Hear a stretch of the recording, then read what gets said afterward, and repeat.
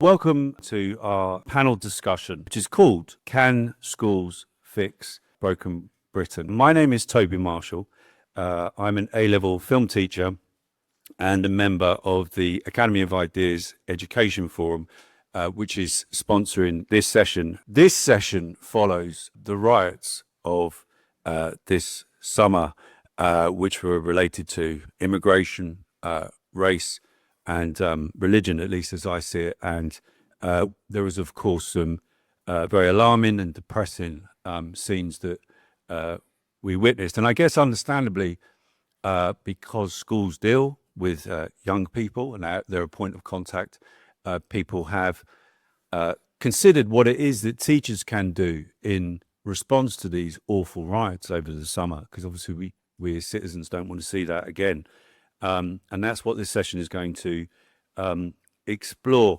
So we have four excellent speakers to help us think through what I think is a very important, but also a very difficult issue. Some fine judgments here need to be made. And they're going to speak for 7 minutes in the order in which I'm going to introduce them. So speaking first is Ian Mitchell. He's an A-level teacher of English literature and psychology, and he's a fellow member of the IO Education Forum, which you can join if you're a teacher and find out about things we've been doing. Following Ian, we'll have Pamela Dow, who's Chief Operating Officer of Civic Futures and has many interesting things to say on this particular issue. Then we'll have Rakib Ashan to my left. And he writes for Spike to many other publications. He's not produced just one report this week, he's produced 2. So he's very busy. And he's got an excellent book called Beyond Grievance, which I'm sure is in the bookstall.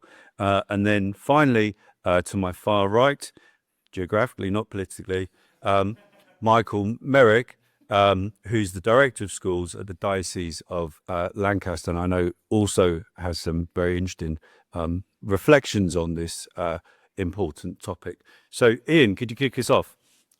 Yes, thank you. And thank you for the invitation to speak. My answer to this question is yes, as long as the government stay out of it. I'm irritated enough when the government signals a curriculum review, and that's for the sake of the curriculum. But when they have one for the sake of society, I get a bit suspicious. Bridget Phillipson's curriculum review intends to consider embedding critical thinking into the curriculum to arm children against online disinformation. Critical thinking is too complex to properly define now, but I understand it to mean at least partly having a sense of perspective and accuracy about a topic or thing. It's a very high-order skill. But remember that critical thinking, evaluation, analytical skills have been part of GCSE and A-level for years. Now, maybe we haven't been doing it very well, but it is already embedded. There were over 50 under 18-year-olds charged with disorder following the unrest last summer. I think that's rising. But they are not the only young people to antagonize the authorities of late. There's a Just Stop Oil protester now in prison for her role in conspiracy to cause a public nuisance. There have been people arrested for their involvement in Middle East protests as well. And I see why many think that the manipulation of truth is part of the reason that young people get led astray. Many of these young people are or were academic success stories. The jailed 22-year-old Just Stop Oil protester is a Cambridge graduate. And the 3 girls who joined ISIS from East London back in 2015 were described as straight-A students. Curriculum success clearly does not guarantee that youngsters will be effective critical thinkers who always make wise decisions. So when the Education Secretary says, let's review the curriculum so that we can arm young people against dangerous ideas, I worry that politicians don't understand the limits of the curriculum and that teachers can only control so much. I am also not sure that you can directly teach critical thinking. Does the Education Secretary realise this? I think you can teach it indirectly. I think you can model it. You can teach concepts well, and that sort of skill can emerge from the knowledge, but I think it's caught more than it's taught. I'd hope that my students might think twice before they chant something that they don't understand at a protest, or before they block a motorway in the name of saving the planet. But my teaching won't manage that decision-making for them in a given situation. There are also many young people who I think are incredibly resistant to social influence. And I've met many adults who aren't, and that includes teachers. I also think it's much easier to get a sense of perspective on material that's in the past, which is why acquiring critical thinking is best left to history lessons. That's just to name one subject. Even for adults, understanding what extremist content looks like on social media in 2024 is not easy. You need temporal distance to really have perspective on something. Is the government concerned that children do not know what critical thinking is, or is it concerned that too many young people have unpalatable opinions? I suspect it's the latter. Politicians have to be very careful before instructing teachers to essentially shape values and beliefs. Many young people, anyway, would not conform to an opinion just because their teachers say it. When did you last vote in an election based on something that your geography or chemistry teacher said to you when you were 14? If teachers are going to instill beliefs and values, they have to be very robust beliefs. Teachers can't just be a mouthpiece for the state, but they can be advocates for commonly shared values. The problem is, at the moment, I don't think anyone really knows what those shared values are. Now, despite my caveats and concerns, I still argue that schools can help to reduce, if not fix, the chances of young people being led astray by misinformation. So what can they do? Well, teachers can teach concepts well. What words mean, what they don't mean, including words like bigotry, racism, genocide, fascist. We can teach what these things mean and make it clear that they're not just a toy that you can use whenever you feel like it. Also, schools can model a bottom-up, evidence-based approach to forming an opinion. In English literature, for instance, you train the individual to gather evidence first from a thorough reading of the text, then construct and refine a thesis. Get the text into perspective. Consider all the relevant evidence. Don't just cherry-pick the bits you like. It's less likely that you will become wedded to ideological beliefs if you've been trained to consider evidence objectively. And finally, plan and teach the curriculum well. Do what you're good at. Curriculum content is there for a reason, so believe in it. All society's current problems have happened before. For example, picture, if you will, a European city with a thriving economy.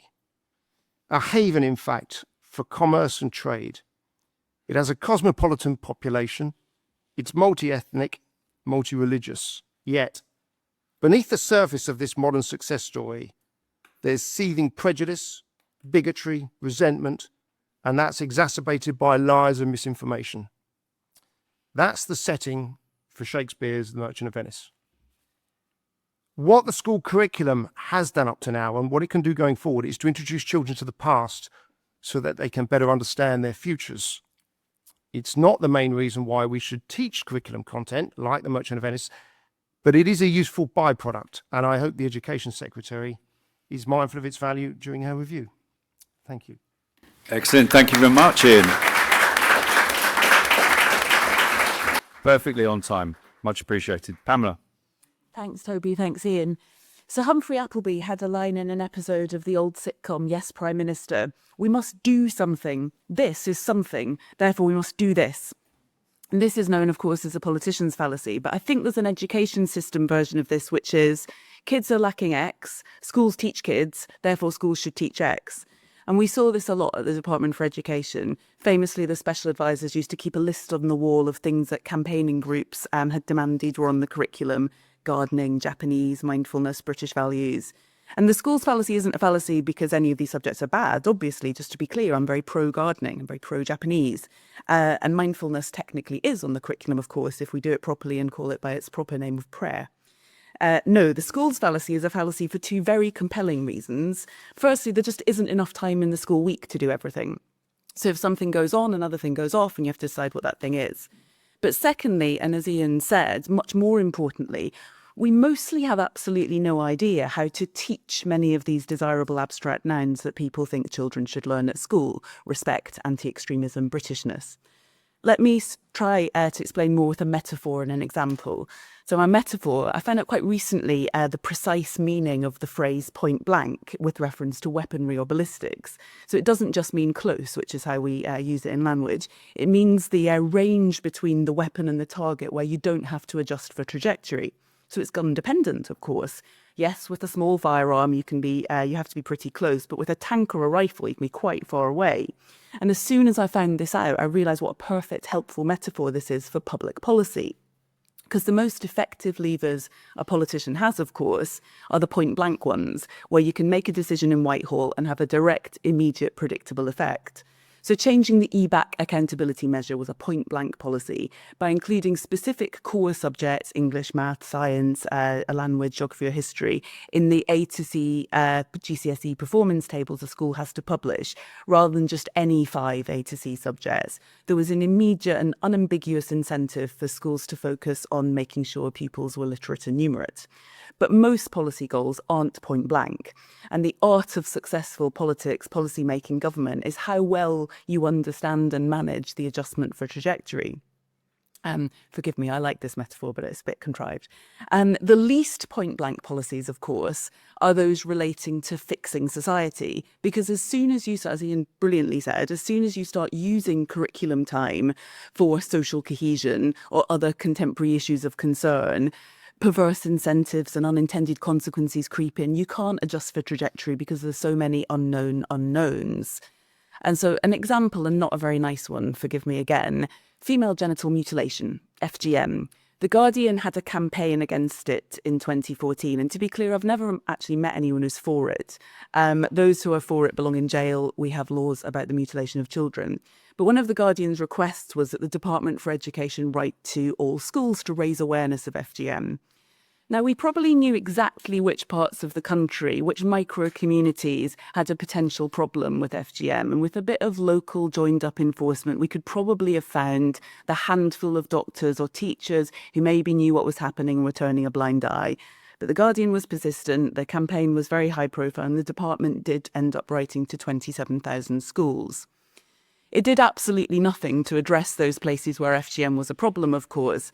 And my strong hunch is that it probably undermined tolerance and understanding. So imagine the teacher in the small rural primary school, 99% white, culturally Christian primary school I went to in East Riding. The teacher gets a letter from the department, diligently prints off the Wikipedia page on FGM and tries to have a conversation about it with a group of 9 to 11-year-olds. Do you think that he or she is successfully doing so without demonizing or stereotyping other races or religions?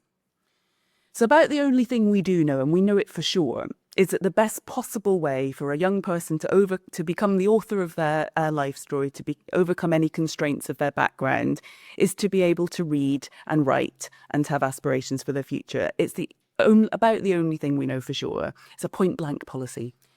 Andreas Schleicher, the OECD education advisor, once noted that internationally comparatively, the UK has the broadest but also the shallowest curriculum, because we've put a lot of things into the curriculum that we expect teachers to teach and schools to signal and Ofsted to inspect, partly as a result of very successful lobbying campaigns by single interest groups. Kids are lacking X, schools teach kids, therefore schools should teach X. So if we conclude that schools should can fix society, we are in danger of pretending that we know the exact things that teachers can effectively do to reduce knife crime or tackle extremism. And in doing so, in concentrating our efforts on that, we're in danger of forgetting what we know actually does work: learning to read, reading to learn. So schools can't explicitly fix broken Britain, if we're accepting the premise that Britain's broken, and nor should they.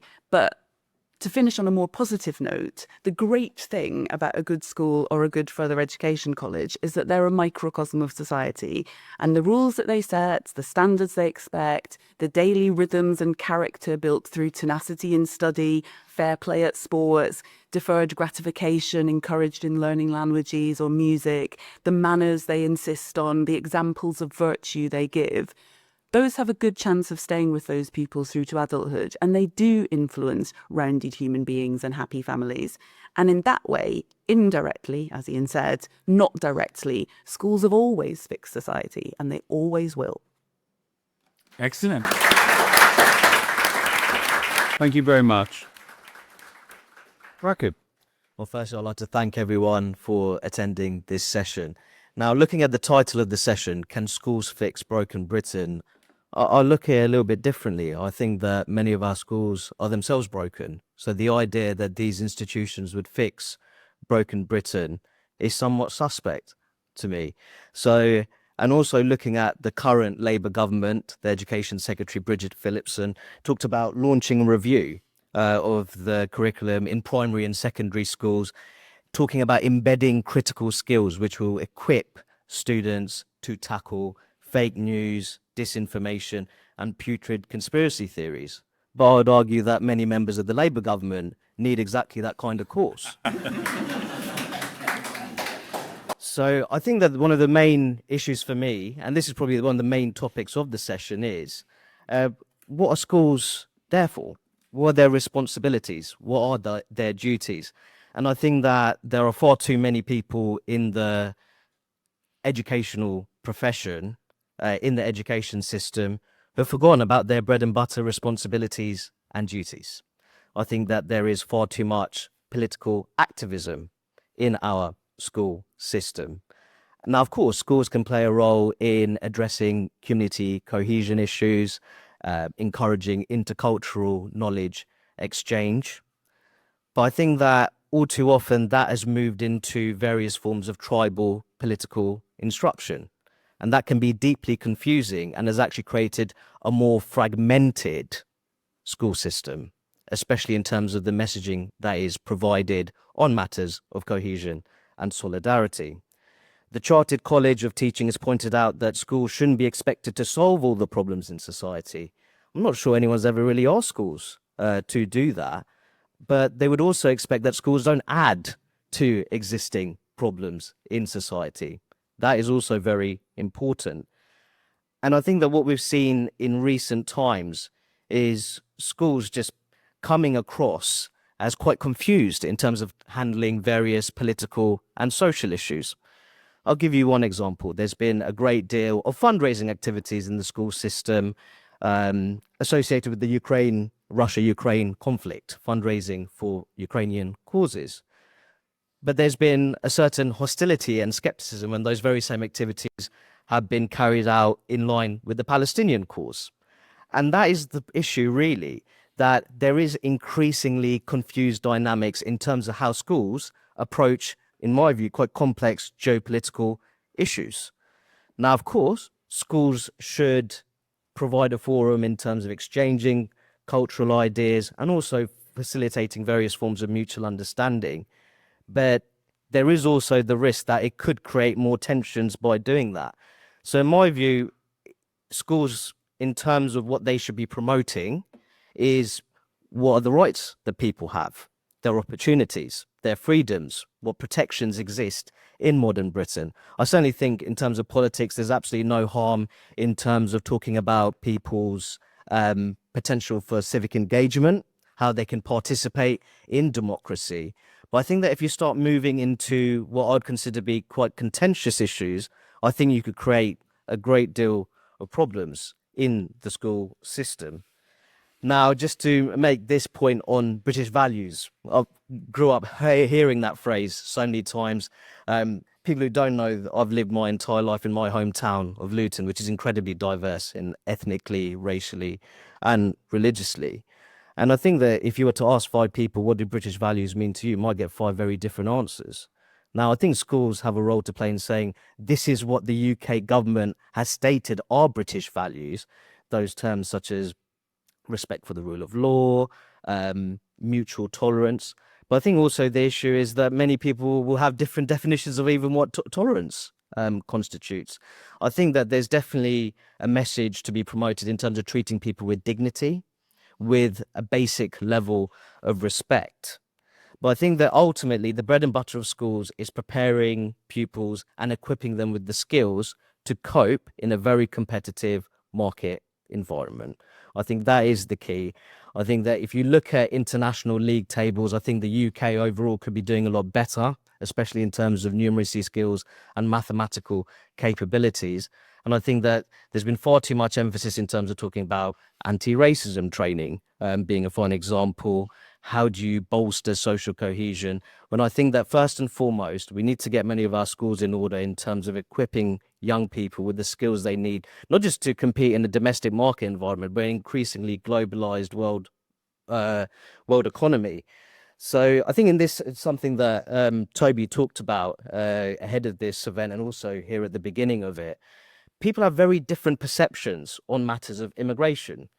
Some people think that two-tier policing is a reality. Other people consider it to be a far-right conspiracy theory.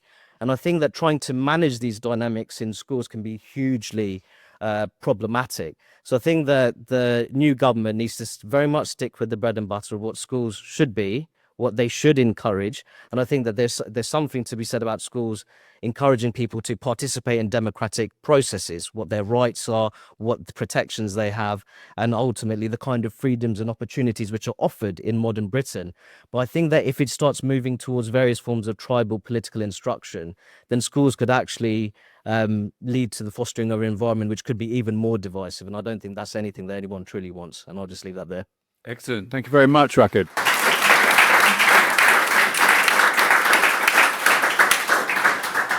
Okay, Michael. Thank you. I enjoyed all three of them. Thank you, everyone. So, yeah, as a Northern Catholic, working class, once upon a time ginger young man, it's generally my lot in life to be the grit in the oyster. So that's what I will try to do for you today. And I'm going to come at things a little bit differently. I will state my case plainly that no, schools can't fix broken Britain. And it is unrealistic to ask them to do so. I thought the programme notes were excellent in identifying the problems. Broadly speaking, we might say that they are propping up a creaking social welfare state in the midst of huge demographic change. They include having to kind of instigate some sort of moral renewal and fix all the behavioural and attitude problems of all those who attend their schools and their parents too. And finally, provide therapeutic intervention for all of those when it goes wrong as well. It seems unfair, it seems unreasonable, and I don't think schools have the tools to do it, for three main reasons. Firstly, I think it's a liberal fantasy, if I'm honest with you, that the education is this kind of Odyssean journey where we all come to some sort of enlightenment, where we are freed from the chains of ignorance, and when we do reach a certain level of intellectual aptitude, we will become these nice, pleasant citizens, and of course agree with those in charge, because what else could an educated mind think? Wrong. Next, schools are downstream of culture, they're not upstream. Schools broadly reflect the prestige faith, the prestige views and opinions of those who are in the political and cultural elite of our society. They don't generate culture. And unless you think the answer is more of those prestige views of the political and cultural elites of society, then I would say schools don't have it within them on their own to fix society. And finally, there's already a culture clash in our schools, broadly between those who work in them and those who attend them, between an educated grad class who, generally speaking, we speak with a broad brush here, but hold a certain set of prestige views, and quite often a load of people who attend the school who don't. And this came out really clearly following Brexit. I remember there were some head teachers really getting upset about the Brexit vote and making all sorts of terrible claims about the intellectual and moral rectitude of those voters. And I was thinking, maybe 70% of your parents in this school voted that way. Is that the road you want to go down? So no, I don't think schools can do it, and I don't think they've got the tools to do it, and I think it's unfair to ask. Now, why is this? That's the question. To use Chesterton's aphorism, it's a living thing that stands against the tide, and a dead thing merely floats with it. If I'm going to put things very, very bluntly, I don't think the secular liberal state has been able to create a firm ground of values or vision for schools to be able to do this work. Ultimately, it has tried, certainly, British values, citizenship, civics, PSHE, all of it, the endless assemblies I've sat through and delivered, hasn't worked. And so I would argue that, therefore, something else is needed. Something else is needed that gives us a way of centering the discussion on what is shared not what makes us different. Now, if that was the grit, hopefully here's the pearl. I think, and I would say this, it's my job, and this is being recorded, so I better say it, that our Catholic schools give this a good go. Oh, thank you. I would argue that for all that gloom, that there is gloom about these prospects, that there is potentially a way of addressing each of these issues, and it comes with looking at things a little bit differently.